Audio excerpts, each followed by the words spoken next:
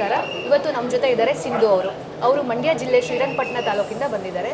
ಅವರು ಈ ವರ್ಷ ಕೃಷಿ ವಿಶ್ವವಿದ್ಯಾನಿಲಯ ಆಯೋಜಿಸಿರುವ ಕೃಷಿ ಮೇಳ 2024ರ ಕಾರ್ಯಕ್ರಮದಲ್ಲಿ ತಾಲೂಕು ಮಟ್ಟದ ಯುವ ರೈತ ಮಹಿಳೆ ಪ್ರಶಸ್ತಿಯನ್ನು ಸ್ವೀಕರಿಸಿರ್ತಾರೆ. ಬನ್ನಿ ಅವರನ್ನ ಮಾತಾಡ್ಸೋಣ. ನಮಸ್ಕಾರ. ನಮಸ್ತೆ ಮ್ಯಾಮ್. ಮೊದಲನೇದಾಗಿ ಕೃಷಿ ವಿಶ್ವವಿದ್ಯಾನಿಲಯ ಆಯೋಜಿಸಿರುವ ಕೃಷಿ ಮೇಳ ಕಾರ್ಯಕ್ರಮದಲ್ಲಿ ತಾಲೂಕು ಮಟ್ಟದ ಯುವ ರೈತ ಪ್ರಶಸ್ತಿಯನ್ನು ಸ್ವೀಕರಿಸಿದ್ದಕ್ಕಾಗಿ ಧನ್ಯವಾದಗಳು. Thank you ma'am.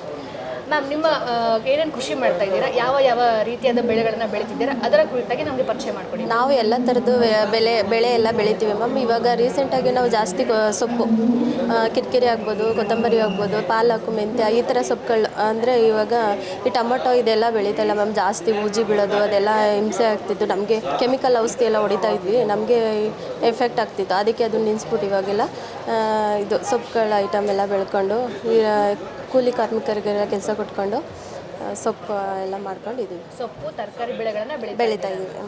ಆಹಾರ ಬೆಳೆಗಳು ಯಾವ್ದು ಬೆಳೀತಾ ಇದ್ದೀರಾ? ಆಹಾರ ಅಂದರೆ ಇದು ಟೊಮೊಟೊ ಆಗ್ಬೋದು, ಈ ಬೀನ್ಸು, ಎಲೆಕೋಸು, ಹೂಕೋಸು, ಆ ಥರ ತರಕಾರಿ, ಎನಿವನ್ ತರಕಾರಿ.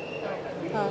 ಇವಾಗ ನೀವು ಯಾವ ರೀತಿಯಾದ ನಿಮ್ಮ ಕೃಷಿ ಮಾಡುವಾಗ ಯಾವ ರೀತಿಯಾದ ಹವಾಮಾನ ಬದಲಾವಣೆಗಳನ್ನು ಅನುಭವಿಸಿದ್ರಿ ಮ್ಯಾಮ್? ಎಲ್ಲ ಥರದ್ದು ಆ ಥರ ಅಂತ ಅಂತಿಲ್ಲ. ನನಗೆ ತುಂಬ ಕೃಷಿ ಮಾಡಬೇಕಂದ್ರೆ ಇದಕ್ಕೆಲ್ಲ ಕಾರಣ ನಮ್ಮ ಮನೆಯವರೇ. ಅವರಿಂದನೇ ನಾನು ಕೃಷಿಗೆ ಇಳಿದಿದ್ದು. ಅವರು ಯುವ ರೈತ ಪ್ರಶಸ್ತಿನ ಪಡೆದಿದ್ದಾರೆ. ಅವರೇ ನನಗೆ ಕೃಷಿ ಬಗ್ಗೆ ಎಲ್ಲ ಮಾಹಿತಿ ಕೊಟ್ಟು ಕೃಷಿಗೆ ಅಳವಟ್ಟಾಗಿದ್ದು ನಾನು ಅವರಿಂದನೇ. ನನಗೆ ಕೃಷಿ ಮಾಡೋಕ್ಕೆ ತುಂಬಾ ಇಷ್ಟ ಆಗುತ್ತೆ. ಅಂದರೆ ಕೃಷಿ ಒಂದು ಎಲ್ಲರ ಕುಟುಂಬದ ಸದಸ್ಯರೆಲ್ಲ ಸೇರಿಕೊಂಡು ಮಾಡುವಂಥದ್ದು. ಹೌದು ಹೌದು ಮ್ಯಾಮ್. ಅಂದರೆ ಕೃಷಿಯಲ್ಲಿ ಖುಷಿಯನ್ನು ಕಾಣ್ತಾ ಇದ್ದೀರಾ? ಹೌದು ಹೌದು. ಮತ್ತೆ ಕೃಷಿ ನೆಮ್ಮದಿಯ ಜೀವನಕ್ಕೆ ಅಡಿಪಾಯ ಆಗುತ್ತೆ ಅನ್ನೋ ಆಧಾರದ ಮೇಲೆ ನೀವು ಜೀವನ ಹೌದು ಮ್ಯಾಮ್. ಮತ್ತೆ ಮುಂದೆ ಕೃಷಿಗೆ ಬರಬೇಕು ಅನ್ನೋ ಯುವ ಪೀಳಿಗೆಗೆ ಯಾವ ರೀತಿಯಾದ ಸಂದೇಶವನ್ನು ಕೊಡಕ್ಕೆ? ಹೌದು ಮ್ಯಾಮ್. ಈಗ ಮಹಿಳೆಯರು ಇವಾಗ ಹನಿ ನೀರಾವರಿ ಎಲ್ಲ ಬಂದಿರೋದ್ರಿಂದ ಮಹಿಳೆಯರಿಗೆ ಒಳ್ಳೆ ಉತ್ತಮ. ಸೊಪ್ಪು ತರಕಾರಿ ಎಲ್ಲ 20 ದಿನಕ್ಕೆಲ್ಲ 1 ತಿಂಗಳು ಬೆಳೆಯೋದು. ಕೃಷಿ ಮಹಿಳೆಯರಿಗೆ ಮಾತ್ರ ಸೂಪರ್. ಅದು ಕೃಷಿ ಮಾಡ್ಕೊಂಡು ಆರಾಮಾಗಿ ಜೀವನ ಮಾಡ್ಬೋದು. ಅಂದರೆ ಕೃಷಿಯಲ್ಲಿ ಕೂಡ ನಾವು ಲಾಭದಾಯಕವನ್ನು ಪಡಿಬೋದು. ಇವಾಗ ನಾವು ವರ್ಷದಲ್ಲಿ ಒಂದು 10 ಲಕ್ಷ ಬರೀ ಇದರಲ್ಲೇ ಸೊಪ್ಪುಗಳಲ್ಲೇ ಬೆಳೆದಿರೋವಂಥದ್ದು ಒಂದು 10 ಲಕ್ಷ ಲಾಭವನ್ನು ತೆಗೆದಿದ್ದೀವಿ. ಸೊಪ್ಪು ತರಕಾರಿಗಳನ್ನ ಬೆಳೆದೆಲ್ಲ ಲಾಭ ತೆಗೆದಿದ್ದೀವಿ. ಮಾರುಕಟ್ಟೆ ಎಲ್ಲ ಚೆನ್ನಾಗಿದೆ. ಹೌದು ಮ್ಯಾಮ್. ನಾವು ಓನಾಗೆ ಮಾರುಕಟ್ಟೆಗೆ ಹಾಕ್ತೀವಿ. ಯಾರಿಗೂ ಮಧ್ಯವರ್ತಿಗಳಿಗೆ ಕೊಡಲ್ಲ.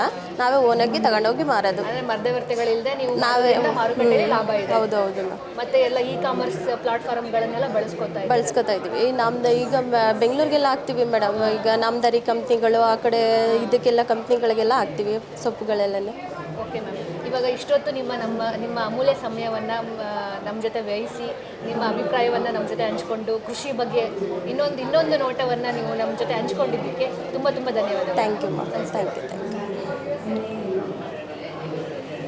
Thank you.